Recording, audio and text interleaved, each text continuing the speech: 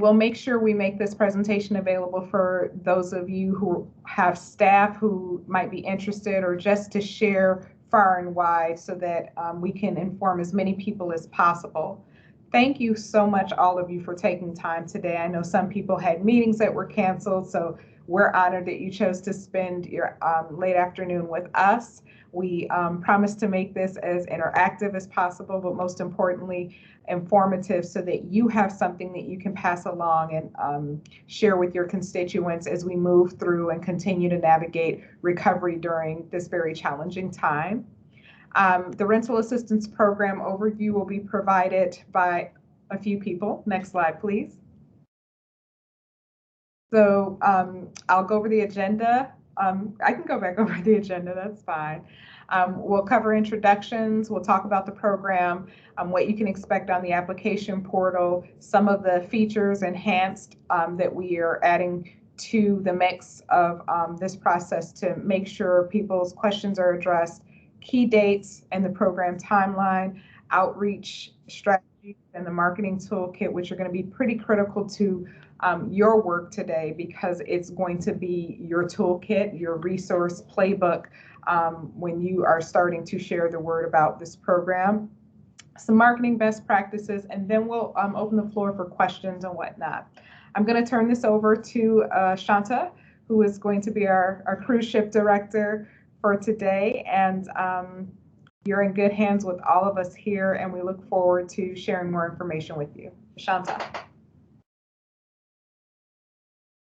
Hi, good afternoon. So I just wanted to start with some quick introductions of who's going to be presenting today. So hi, my name is Ashanta Douglas, and I'm helping to project manage the Emergency Rental Assistance Program, and then I'll pass it off to Susan. Hi, everyone. Thank you for coming. I'm Susan Campbell, Director of the Department of Planning and Development in Cook County's Bureau of Economic Development, and I'm going to be setting the context and helping you all share and understand what we've done so far and what we hope to do next. Carl. Good afternoon, it's Carl Bradley here. I'll be going over the eligibility criteria in the program, try to give you some good pointers on how that works. And I'm also with the Department of Planning and Development here. And I'm Duni Kokike, again, Deputy Director of Communications for the Cook County Bureau of Economic Development, and I will do a deep dive into our communications toolkit and other digital assets that we will arm you with to market and talk about the Emergency Rental and Utility Assistance Program. Welcome, everybody. Thank you. So yes, Susan, do you want to get us started? Sure. Thank you. So as I don't have to go over the effects of the pandemic in the last year, 2020, were severe, not just health-wise, but economically. And most importantly, the housing needs of the county's residents fell within the intersection of both healthcare and economy. And so most of you know that Cook County received a bunch of funding from the U.S. Department of Treasury last year, as authorized through the CARES Act, and we created a rental assistance program and a mortgage assistance program. This year, we were fortunate enough to receive this funding again and to improve upon the programs and the outcomes of our assistance efforts with a program that was called ERA1, and now we're getting ready to launch ERA2 with the second batch of funding that we've received. And so why are we so focused on housing, housing, housing, housing? Well, when we looked at the data that we collected, we saw that of the suburban Cook County residents, almost half, 43%, are actually renters. And of those renters, 64% are low income. So by low income, the federal government defines that as a certain percentage below the median income of Cook County. In Cook County, our median income for a household of four is around $66,000 to $68,000. So 50% of that is in the mid 30s is what would be considered very low income. And so the programs that we've been designing are largely to assist folks that fall anywhere between that range and up to about $80,000. So using that metric in place, we estimate that about 56,000 of the about 185,000 residents who would be eligible could be at risk of eviction. And this is based on a metric that was developed by the Aspen Institute that looked, I think someone's mic, if you can maybe mute your mic, that would be helpful. Progressive tax. Should we? Okay, thank you. And so what that means is there are a number of stressors that will, can someone please mute your mic who's talking? They're trying to whisper, so I appreciate that, but we need you to mute so everyone can hear. Thank you. Okay, thank you.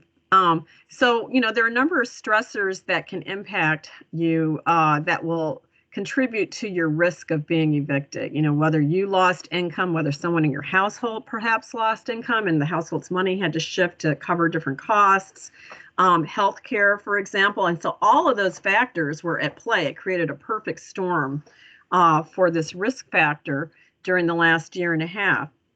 And so our first program, which we called Emergency Rental Assistance, ERA-1, assisted almost 7,000 households. Many of you were involved in that. We thank you for all those efforts. We were able to distribute close to $65 million in a handful of months to very needy residents in suburban Cook County. And now we're gearing up, as I mentioned again, with ERA-2, because we know that the housing eviction moratorium, which had been put in place by various entities, the CDC, the governor, and most recently recognized by the Supreme Court, will only be in place until October 3rd. So we're already starting to help folks that may need that in anticipation of large numbers of folks coming in for assistance. Go to the next slide. Thank you, Susan. So now we're going to pass it over to Carl, who's going to walk through some of the specifics about the program. Thank you, Ashanta. Emergency Rental Assistance, the program, provides funds to pay rent and utilities for eligible households. Susan gave you an indication of those eligibilities, very low income and unemployed. And they're unable to pay during the COVID-19 pandemic. That period goes back to March of 2020. What does it cover? Basically, rental assistance and utilities for 18 months to a household. They could also get future rent within that same period. So, for instance, if someone has back rent of 6 months, we could pay 6 months of back rent and then offer them 3 months of forward assistance into the next 3 months so that they can remain stable. Utilities will cover unpaid utility bills if they're in the name of the homeowner and the adult in the household. That would include both gas and electric on that particular spectrum. We do not have a cap on the payment of utility bills at this particular time in the new round. We were trying to get more of utility bills paid previously, and the final decision was that we could pay as much of the utility bill as we wanted to. The application portal is going to open on October the 4th and will remain open through October 29th. We will be processing applications from day one of the application period, so folks should get it in early as possible. And then we'll close the portal on 29th. We'll continue processing thereafter. It takes about 30 to 60 days for us to get through the whole batch. Susan indicated 7,000 applications last time. We got to the first 5,000, which were the base applications of that group, in about 2 months, with funding coming following. Landlords can apply under the program. However, we do need to have the tenant as the base, because the tenant is the party that is the party that determines eligibility, and we pay based on the tenant. Landlord can initiate or tenant can initiate, but they have to register, start the application, and then the tenant has to come in and complete their portion. Whoever leads the application, either tenant or landlord, the other will receive an email immediately upon completion of the initial application by either party. So when they start it, before they leave that website, when they hit the exit button and for practical purposes, an email will be sent to the other party. So we ask them to have good information. But if you hear that, well, I never heard from anybody, the goal is to get them to come to the application early, and we send them an email right away. As you look at the expenses under ERA 2, many of you knew that previously we were only paying the back rent and utilities on a property for the resident. But now we've got more flexibility. If residents are in are housed in a negative situation, be it the unit is too small or the location isn't ideal for their family, we now will assist them with moving costs, application fees, utility connection fees.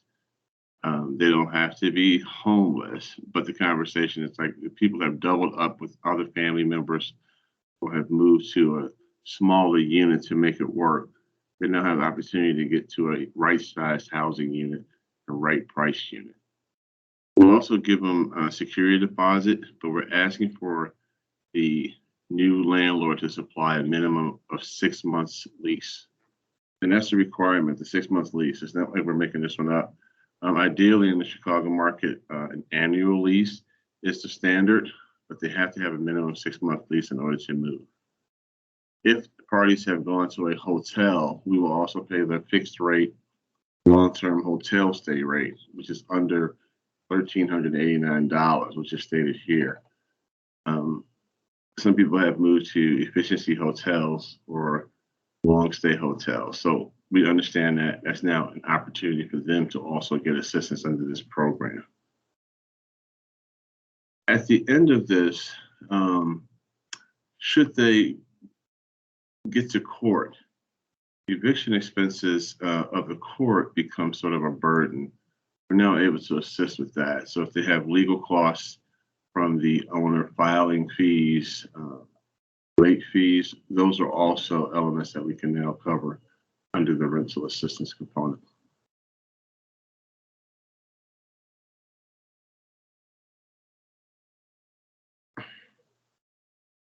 We're the suburban component of this. So the state and the city both have components.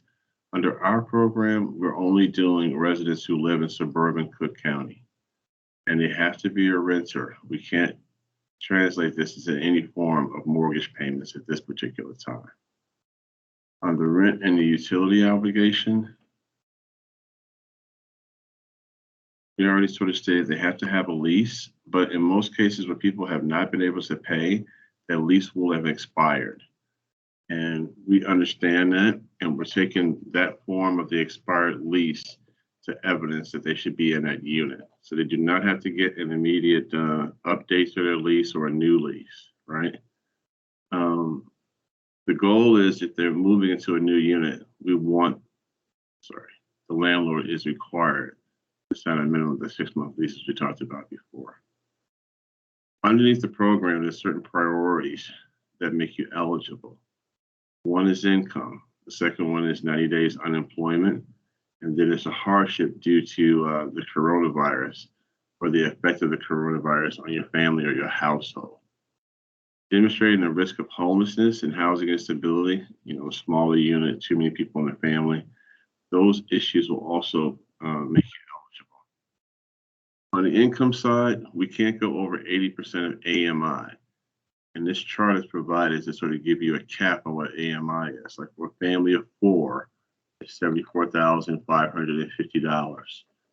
Many of our applicants under the first round of ERA were at 50% of AMI and 30% of AMI, which is approximately about half of what you see here. So we had residents under $40,000 of income, and in some cases under $30,000 of income. Those were our primary clients. However, the program is open to 80%, the caps you see here. So families may say, well, I don't qualify because it's going through HAC, and they take low income only. They need to look at the income chart and be disqualified by us. Don't disqualify yourself just because it's hacked or you don't know the numbers.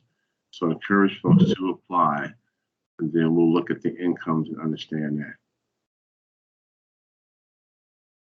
At this time, I think I'll turn it over to Ashanta, who will go through the program criteria as we move forward. Yes, thank you, Carl. I did want to highlight a question from Susan in the chat, not our Susan, but a different Susan. Just to reiterate, you do not have to be unemployed. You do have to be below these income thresholds, which are on the screen, but that you do not have to be unemployed. Unemployment is not a requirement. It's just something that we need to be able to qualify whether you had some type of decrease in income, increase in cost, some sort of relationship to the COVID-19 pandemic. There's two primary eligibility requirements that really make it a prime. One is that you're given priority if you have income less than 50% of AMI. And you're also given priority if you're unemployed more than 90 days. You qualify based on the lower income, and then, or if you're unemployed in the secondary category. It could be either or for unemployment. Yes. And another question in the chat from Justin asked what documents can be used if they're staying in an extended stay. We do have a list of the documentation requirements in the appendix, but if you are in that situation, would just ask for the documentation that's provided to you by the hotel. A bill, some sort of document that's showing that expense. Okay, so we'll keep going through and keep monitoring the chat to see if there's any other questions. But I did want to just, kind of transition to talking about the application portal and to make sure that you all kind of have a sense of what, people you may know and who you're going to talk to this program about will be asked to do. So when they go and they log into the portal, they're of course going to be asked to register. And if they've already, been a part of our program in the past, then they don't have to register again. They just log in with the same information that they used before. All of their information is maintained to make sure that it's easier for them to kind of go back in and then change and update any information they need to if they're asking for additional funds. But if this is someone's first time applying for this program, then they would register on the portal. They'll go through a series of, eligibility questions to understand are they eligible for the program based on their location, on their income, and other requirements that were discussed before. And then they'll move through and just answer some standard information about themselves, like demographic information, income, their landlord's information, and documentation, and then submission. One thing we wanted to highlight and really reiterate for people is that the more complete the application is, the faster they will be processed. So if you're talking to someone or someone reaches out to your office and they're wondering where they are, or if they've had if their application has been reviewed, just reminding them to check the portal, that they can find their information there to find out if they're where they are in the review process, but also reiterating to them the importance of putting the right documents in there, the right information, confirming with their landlord their email address and their contact information, because as Carl said before, no matter who starts the application, the other party will be emailed and asked to do their portion. So if that email address is not correct, it can kind of slow down processing. So as you're promoting this program to your networks, we just ask that you really, reiterate that to people that you're working with, that it's important for them to confirm their landlord's contact information, and to use the portal to check their status to see if they, where they are in the process. Another thing that can be a great resource for people who may have questions or who are coming to you is to share with them the call center. We will have a call center that opens on October 4th when the application opens. And there they can get help with navigating the Yardi platform, which is the company that we're working with for our technology solution. They can get questions answered about, software issues they're having, documentation questions, whether they're eligible, And then we also have a various community partners who are helping to promote the program, but also helping to serve as tenant representatives. So if someone needs help with the application in a more extensive way, they can be there to support them through it. And they're doing translation services, housing counseling, and all of those things. So if you have people who are reaching out to your office, or if you're promoting this program and you want to, just reiterate, this is on all of our flyers and all of our marketing materials, that when the portal opens, there will also be a hotline that they can reach out to for questions. So again, today we are doing this outreach webinar so that we can, let all of you know about the program so that you can help to spread this awareness through your networks. But then over the next couple of weeks, if you can, utilize the materials that Dooney is going to share with you in a few to talk about the program. We have an extensive toolkit that will have flyers and social media posts and copy that you can all use with your networks to really get the word out, whether that's through newsletters or social media or any other platforms that you find to be useful for the network that you have. And then we want to, of course, reiterate again that the application window is October 4th to the 29th. And we'll send follow-up communications after that to, do an ongoing process of reaching out to tenants and landlords to make sure their information is in. Earlier today, when we had this webinar, one question that was asked was, if someone's information is incorrect or their documents are incorrect, will they be, outright denied? And that's definitely not how our program works. We want to work with people to get them approved. So if they are eligible, but they just, put in the wrong documents, the grant administrator at the Housing Authority has been doing a great job of reaching back out to people and doing that follow-up to try to get them through the process. And so that's something that just want to reiterate. So I guess I'll pause there before we move forward, just to see if we have any other questions in the chat that we can answer. So one question says, I have clients that I received emails stating their application was received. However, nothing has been applied or the landlord has not received payment. If you have those situations that, again, I would recommend checking the portal for status update, because there may be information that, whether that's, again, to the point I was just making, that HAC may need to follow up to see where is this application in the process? Was it fully submitted by both sides? Or did someone not submit their portion of the application? Did they submit it by the previous deadline? So there's just some follow-up that could be needed there. We could maybe share our email address so that, Rochelle, you can kind of follow up offline with your specific situation and cases. And the next question asks, if a landlord does not want to participate, can the tenant still submit an application? And the answer is definitely yes. We are paying tenants. We are still going to do outreach to the landlord, figure out, if we can get their information so we can confirm. But if we don't hear back from the landlord after a certain period of time, we'll move forward with assisting the tenant. What languages are available for translation? The call center has a wide variety of languages. I think they have over 50 languages that are available. I don't remember all of them, but there's definitely all the major ones in Cook County. Those top ones are definitely there. Okay, Carl answering questions. Thanks, Carl. Okay, the next one says, so many programs restricted COVID-related hardship, but what about people that were very low income prior to COVID? What's available? So I just want to clarify, Lisa, these people are still eligible if they were low income prior to COVID. The only kind of COVID restriction is, was there any change in their income, or did they have any financial hardship during COVID, which should be pretty easy for them to kind of display due to the fact that they were, in that situation before COVID. But I know, Carl, you're off mute if you want to add anything to that. Yeah, people are always looking for the COVID-related hardship. Almost everyone has a COVID-related hardship. They need to just look at their life in general. Either their job changed or they lost income during COVID. They have family members who had COVID. Children couldn't go to school during COVID, and that's what they had to do.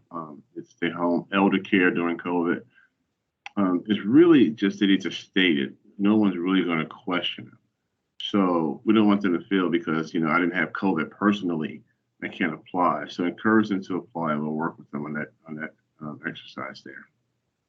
Yeah, and the last round, the legislation said due to COVID. This time it says during COVID. So yeah, just to reiterate what Carl said, like any financial hardship during COVID, which is pretty much anyone in the situation you named, would be eligible. I'll take the one for the W-9. I saw that. Yep. Okay. 1 second, let me make sure I say it correctly. Do landlords need to report the assistance received W-9? We will require a W-9 of the landlords that we pay directly. The reason is we have to report to Treasury who we paid the money to. They should take the W-9 because they get the income for that particular unit. They were reported anywhere in their taxes. Their resistance, there is no reason to resist, but they make it, they want the privilege of picking whether they want to report it or not. All right. We're trying to work with landlords to understand that. Is the program open for undocumented? The answer is yes. There is an ID required of every applicant. However, Social Security number is not required. You don't have to have a state ID or a state driver's license, but we want a form of the ID. If they have the international license, or if they have the travel visa, or if they have another document from, let's say, the consulate, we're pretty open in trying to establish their identification under those official documents. Is this a public charge? I'm not understanding that, Salvador, but I'm assuming, if I'm saying this correctly, there is no public charge to this. We don't charge the applicant. Everything is covered under the funding source. All of the services are covered there, so there's no net charge to a landlord or to a tenant under either component. No, sorry. The question was meant because sometimes people are trying to fix their papers to become citizens, and if they received any public assistance, this public charge may prevent them from moving forward with becoming citizenships. That's what I meant by public charge. I do not know the answer to that one. That's a good question. So I don't know if we're not reporting them as being paid under this. So they have to report under their own. But that's more of an immigration question. So I'll tell you what, we're going to add that to our list in the parking lot. If that's okay, Salvador? Yes, thank you very much for bringing that. And Salvador, please make sure we have your email so that we can give you a direct answer once we get that information. I'll leave it in the chat. Thank you very much. Great. Carl, you seem to be on a roll. Do you want to keep going? Oh, I'm sorry. How do organizations join your... I'm sorry. I am so sorry. I'm trying to get on the chat and write a question, and it's not allowing me. Well, Brenda, go ahead. Why don't we take your question now? Is that okay? Thank you, Carl. Just to clarify, this is just for the suburban residents? Our program is only for, our program that we're going to have the application around is only for suburban. However, the city has their, and I hope it's for the city of Chicago has their round coming up probably middle to late October. We don't have the exact date. If anyone on our team has a date, they can supply it. Sorry about that. Secondarily, IDA, which has a state eligibility component, which includes the city and the suburban Cook County. They have a round coming up also. They're in the last end of their ERA 1 round with residents right now.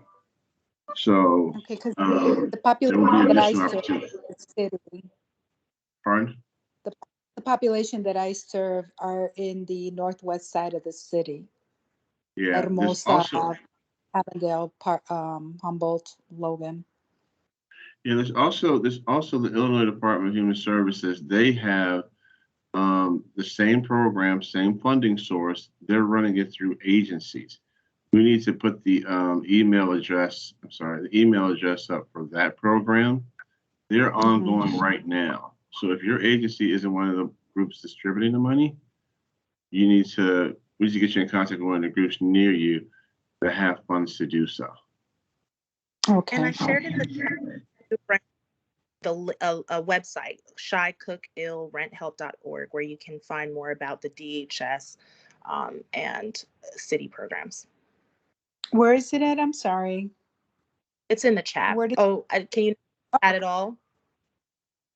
Yeah, we're going to add it to Yeah. the chat, but there's an easy acronym. It's SHY, Chicago Cook Illinois, right? ShyCookIll.org. Renthelp.org. Yeah. And there they compare all the programs that are available and the windows in which they are available. So the only program open right now, which is consistently open, is that IDHS program. And so we're saying people should apply there, not parochial, right? Don't wait for the city, don't wait for the county. They can do the exact same thing that these programs are doing. Oh, thank you so much. So shycookill.org. Hi, sorry to interrupt. My name is Stephanie with Shailene Association, and our organization is one of the organizations that's participating in that assistance program. I'm going to go ahead and put my contact information in the chat in case if you have any renters who are trying to apply for rental assistance, so that way we can try to assist them. Great. Okay, thank you. So the next one I see here in the chat before we go forward is how do organizations join your partners to assist tenants? And we do outreach through the community development team at the county to various different organizations we've worked with to see if they can support. So please feel free to share your organization information, name, and your email address if you want to learn more. In our previous round, we found that having organizations in our network is great, but we really need organizations that help us with marketing. And Dooney's going to get to the part where she's going to give us the marketing information and the kits that are used to do. I'm not a marketer, but we really realized that we went to 2 rounds. The first round, we did okay. Second round, we had a massive marketing effort. That really is what we wanted to drive applications into that application portal.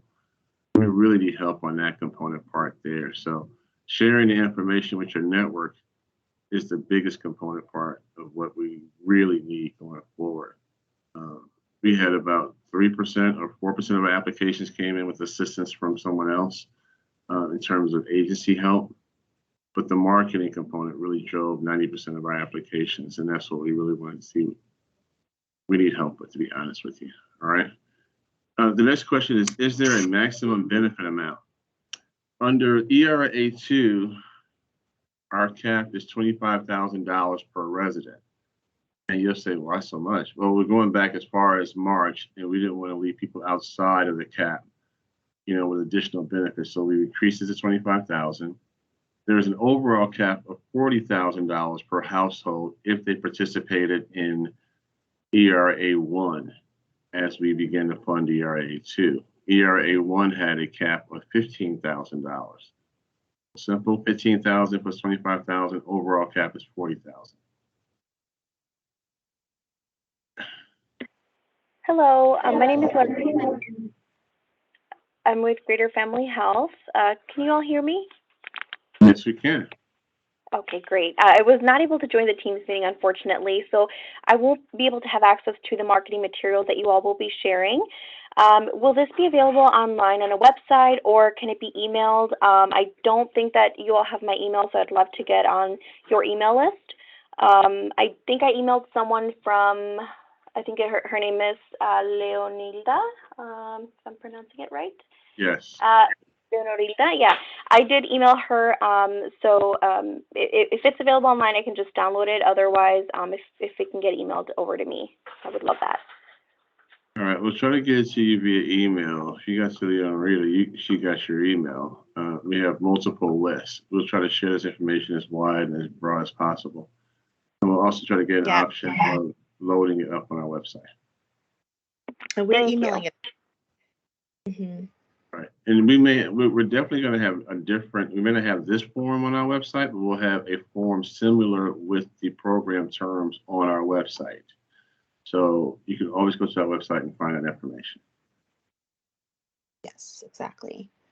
Okay, I want to keep it going with the questions. So the next one says, for utility assistance, does it require other programs to be explored? In other words, are people using ComEd assistance encouraging corporate stewardship? So you don't have to apply for any other program. If you have an outstanding bill for gas and electric, then you can upload that bill into the portal, and then what we can pay. We have no cap for payment at this time, so we will pay the bill if it is eligible, if it's an eligible tenant, but they don't have to seek out assistance from another source in order to get the assistance. So Lisa, there's a couple of components there. One is that under the rental assistance program, we will not do utility assistance alone. It has to be rental assistance and utility assistance. We are pushing the ComEd programs through LIHEAP because they have a significant amount of money, some of which is going underutilized. And we're also looking at potential opportunities to work with ComEd Direct under other funding sources to do forward pay on bills, et cetera. Right now, we're sort of tracking what the city of Chicago is doing with utility providers. They're working on a forward program in which they can yield a certain amount to ComEd to pay certain bills that are inside of their list. We just haven't caught up to them yet. I want them to sort of lock in the program. We work closely with them on some things, and we think they got the leadership on this. They can help us moving forward. I was going to suggest that maybe we get back to the slides because a lot of these questions are answered on the slides to come, and we want to make sure everyone is understanding our marketing and outreach goals before we run out of time. Thanks.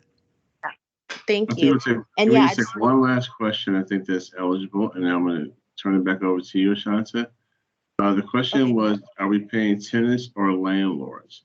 Our ultimate goal is to pay the landlord for the tenant. We want to make sure the bill is paid. Where the landlord is uncooperative, we will pay the tenant directly. But we're required to contact the landlord 2 to 3 times over a short period of time to confirm their participation or lack thereof. Shanta, I'm turning back over to you. Okay, thank you. Okay, so just to go forward, I'm going to turn it over to Junie, who's going to talk through our marketing efforts and how you can assist us. And Commissioner, I see your hand up. Thanks, Ashanta. And most importantly, I'm really happy to hear all the questions and engagement. It lets me know that you all are really trying to invest in this space and get a feel for what we're doing. So thank you so much for that, and keep the questions coming. Because I realize we have a lot of questions. I'm going to go through this at an expedited pace because this isn't something you really need me to unravel for you. I think we've worked with so many of you before, and those of you who are new to this space, we're really about trying to make sure we are giving people a heads up so they can start planning, personalize their marketing efforts so that the constituents you work with can see information that's familiar through your branding and it being co-branded with the county's digital artwork, and we want to coordinate with everyone so that we can make sure you have what you need to get your messaging out. So that's what this week and the previous weeks are about. On October 4th, the application will open and kick off that period that will last through the end of October.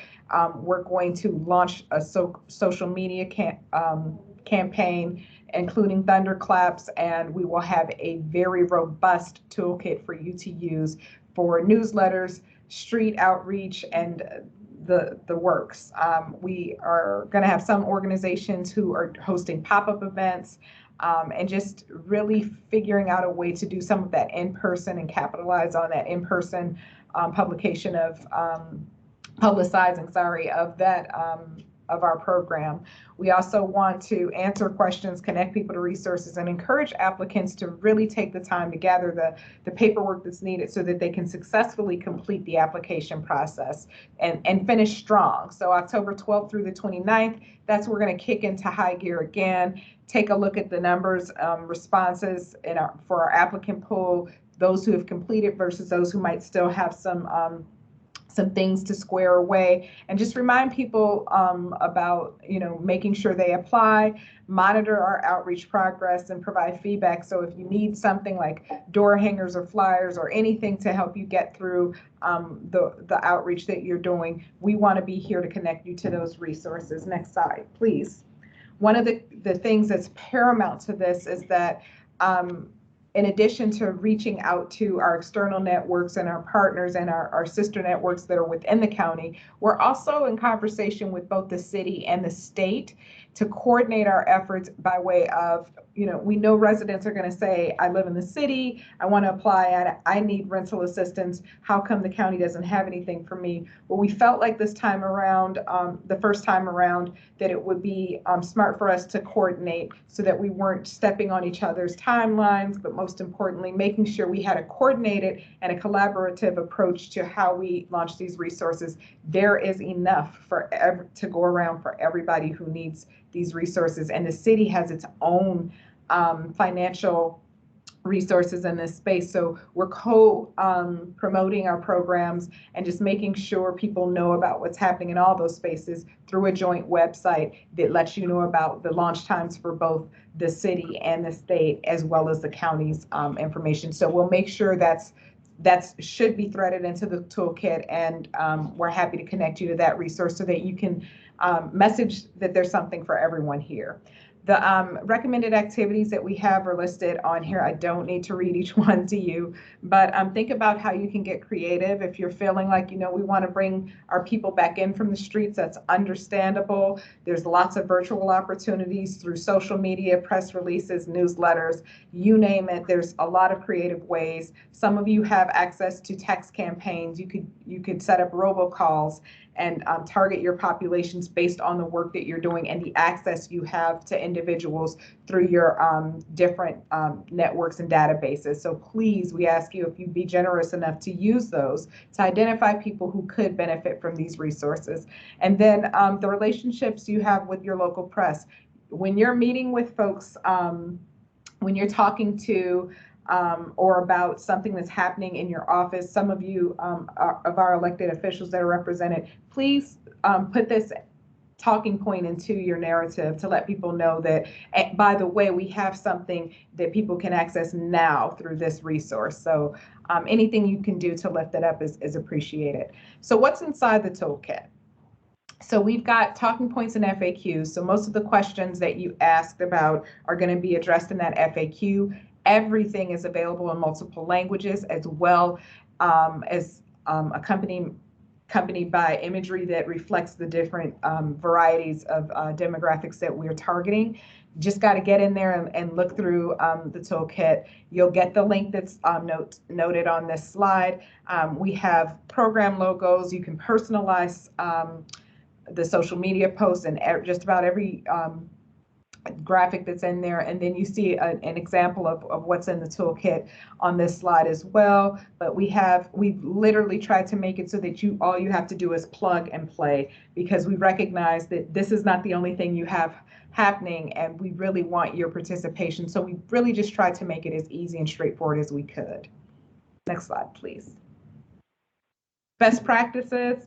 You don't want to walk into a room full of homeowners and tell them about our rental assistance program. Granted, you'll find that one person who can use the information. So, we say cast the net, but we also want you to really be targeted in your approach. We want you to use multiple channels, cast the net far and wide. Think about, we'll improve the likelihood of reaching someone who needs it by making sure we try different mediums. For example, I know a lot of my Latinx brothers and sisters do business in their bodegas or in the local stores. So we have organizations that are going to be on the ground going to those spaces. We know church is a wonderful staple in a lot of different communities. And so think about the schools and the places that you would normally go to gather and get information, but also serve as a trusted source and space for folks. And then share that, keep sharing. People, act after hearing and seeing a message multiple times. So we want to saturate the market. That is the goal with this. This is one time you can tell people something multiple times and make sure you're getting it out there and make it easy. So, many eligible households may need help applying. So remind them that help's available and that we are here to set them up for success. Libraries have computers that people can use. There's different user stipulations because of the pandemic. So just try to be as helpful as you can. We have housing agencies that are on hand as well. And use this time to plan your attack. So if you know that you have an annual event coming up in 2 weeks, perhaps next week or the week after is your week to shine in this space. So we ask that you take a moment and concentrate an effort towards getting this word out and share as far and wide and often as you can. Our community partners are really critical to what we do. In addition to all of you represented here on the call, we cannot do this work without you. We don't float in a bubble at the county. We recognize the strength of our success relies on the collaborations that we have with all of you and those represented here. We also felt it was important for you to see some of the folks that we're working with so that there is a synergy in our approach and our network of individuals that we're using and leveraging to amplify this work. And here's Bashanta, go for it.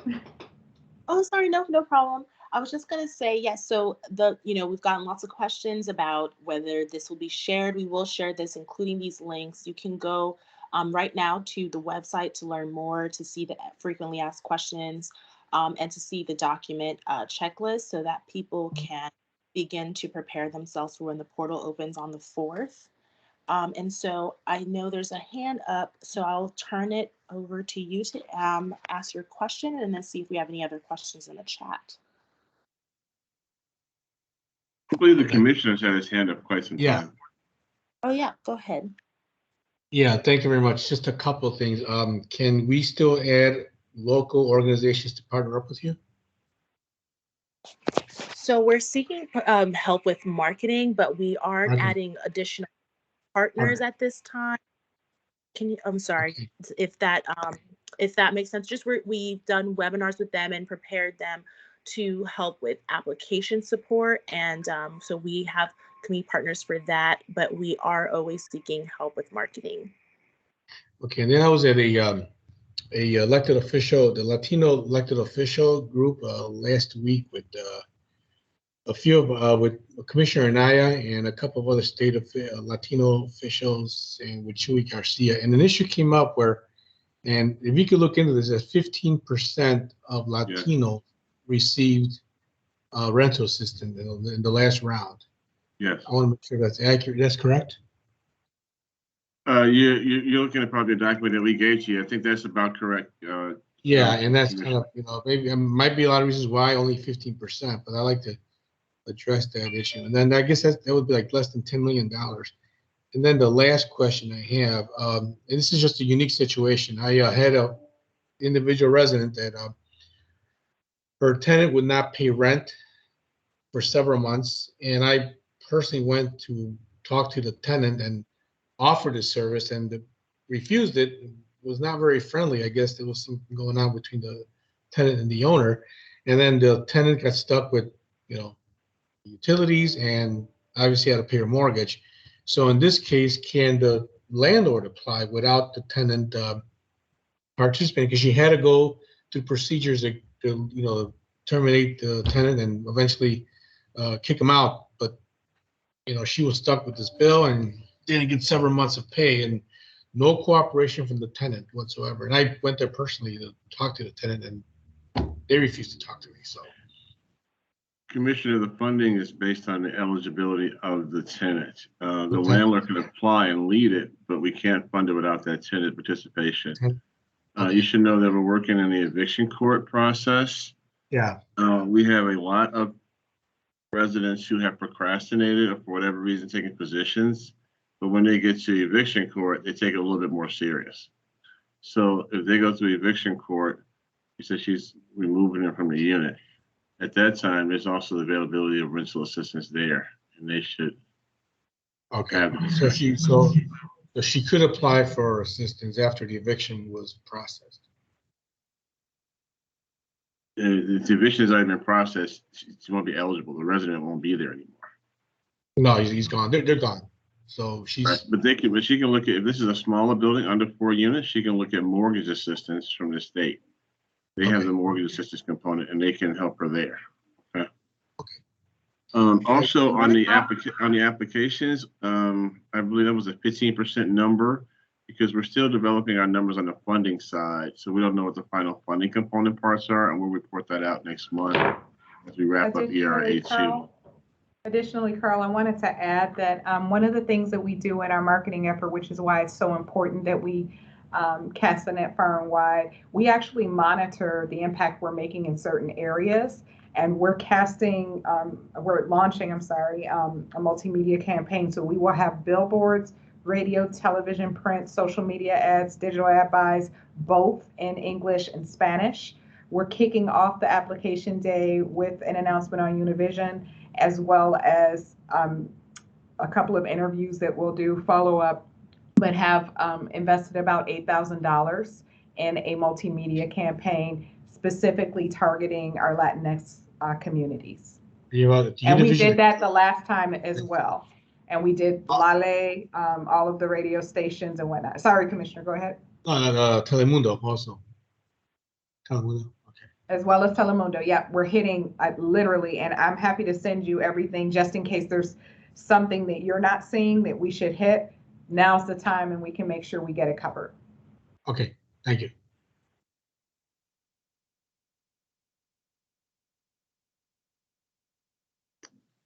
There's another question in the chat box from Marina. For this program, are tenants notified of the amount that their landlord is given when an application is approved? The answer is yes. They can see that within their portal and also given an email.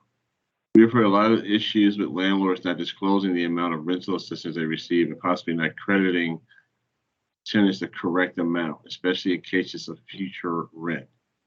One, the tenant will get the notice of the amount that's being paid to the landlord. We have had some difficulty with some landlords applying the wrong amount or not applying the full amount or taking fees out.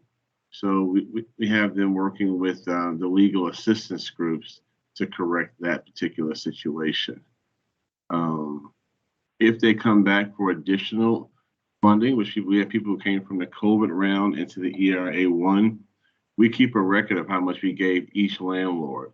So if their ledger is incorrect or doesn't show it, we can help them correct it, if that makes sense. We also found that some of the larger landlords had difficulties applying it to the right units because the building manager was separate from the billing manager and the creditor, et cetera. The organization had issues, and we had to work with some of them to actually get it credited correctly. If there's a question, you can send it to the HAC request line. If there's a question about how much got paid or didn't get paid, if they can't see it in the portal, they can always send it to the HAC help line in terms of the email, and they'll get a response to the amount. And I was going to say, yeah, that where you check your status on the portal, you log in, it has it there as well. Okay. So we have hands up in the chat room here. Yeah. Bella, do you want to ask your question? Sure. Hi, everyone. What about tenants that paid cash and the landlord is still saying they're not owing, but they're owing probably like 2 months, 3 months, and the landlord can only say, okay, anytime you have the money, pay me. I don't mind waiting instead of assisting the tenants to get the money so that will be less financial issue for the tenants. How do you deal with that? So this is the case where the tenant is paying the landlord wants cash all the time. Am I hearing that correctly? Yes. And does the landlord keep a record of how much is being paid? The person is still owing the landlord, yes. The I person don't can know. I apply, can the talk person about can, that. I'm sorry, the resident can apply on their own to the program. We will attempt to our program managers will attempt to contact that landlord. If he refuses to participate after the minimum number of contacts and that waiting period that we have to give him to respond, which is about 7 days, let's say it that way, we will process the resident alone. Then he will get the money and he will have to pay the landlord directly. He or she, he or them or they will have to pay the landlord directly. And I What if, to add, sorry, what if Oh, they don't sorry, have the lease? Sorry. So you're coming a little low. Let me just make sure I'm hearing you correctly. Sorry. If they don't have the lease, can they still apply? They had some form of a lease, or are they on a walk-around lease? Help me out there, Stella. Some of them don't have the lease. They only, I don't know how the the landlord. lease can be Have them the apply. lease We'll work with them Okay. to figure out what their scenario is. We can't figure it out on the phone. Everybody's unique, probably, you know. Right. So have them apply, Okay. and then we'll work with them. Where it requires a lease, tell them to put something in that upload. You follow me? So Okay. it won't say, you know, incomplete. Put something there that shows they pay, they live there, whatever. Mhm. Then we'll work within the document. Great. Thank you. and there's a self-attestation form, so people who don't have things like that can use that to attest to the information, but the landlord would also be able to submit a document such as a lease if that's available. I don't see any other unanswered questions in the chat. I think we covered all of the questions and we're over time.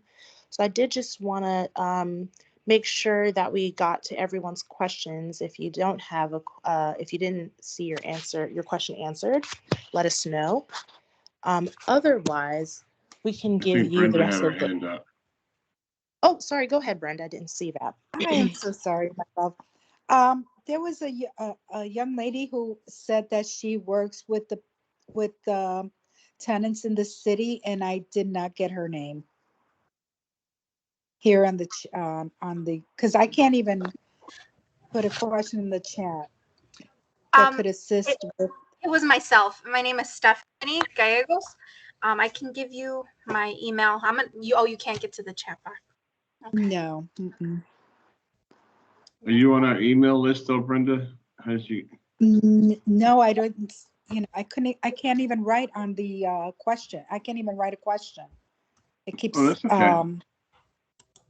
Brenda, who are you with? with the Miracle Center. And my email is bserrano, S as in Sam, ERRANO 625 @gmail.com. Serrano, like the hot pepper, not the ham, okay? Got it. B Serrano, SERRANO at 625gmail.com. Got it. Correct. Okay. We'll share your email with Stephanie? Stephanie. Okay, perfect. Thank you so much. I appreciate you. Okay. All right, that's all yours. Thank you. I think that we should be all good then. I mean, the last question in there was just answered regarding the lease. So I think we have all the questions answered. We just wanted to thank you all for coming and for learning more about the program. And we'll follow up with the slides and all of the information shared today so that you can begin to share this information with your networks. I don't know if Carl or Susan, if you wanted to say anything else in closing. I'll leave it to Susan with saying thank you all for your time, your participation, and all your assistance in helping us really serve the residents of Cook County who need it. Thank you. You've said Thank it you all. for all your. Yeah, thank you, everybody. Good information. Thank you. Thank you. Totally. Okay.